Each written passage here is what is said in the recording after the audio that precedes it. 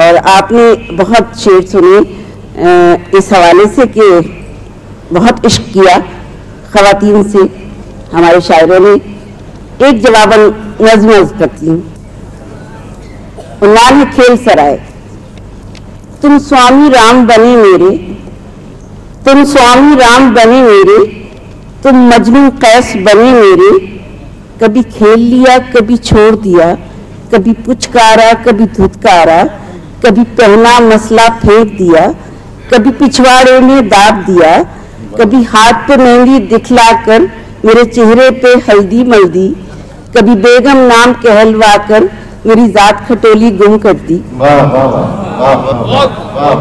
तुम स्वामी मजनू याद करो जब सहरा सहरा दौड़ाया, मेरी एड़ी से चश्मे फूटे जब ऐब लगाकर धुतकारा, मेरी कोख बेअंबर बन की जब वैश्या कह के पलटे थे, मेरा बिस्तर उम्र तुम्हारी थी।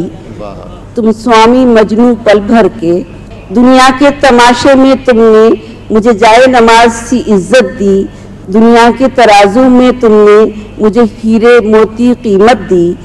इस खेल सराय से बाहर तुम रिश्तों की टकसालों में मुझे खोटा कह के अलग करो, तुम शहवत की दीवारों में मुझे इज्जत कह के दफन करो, मुझे चौकट थप्पड़ बिपता दो, मुझे मालिक दासी रचना दो।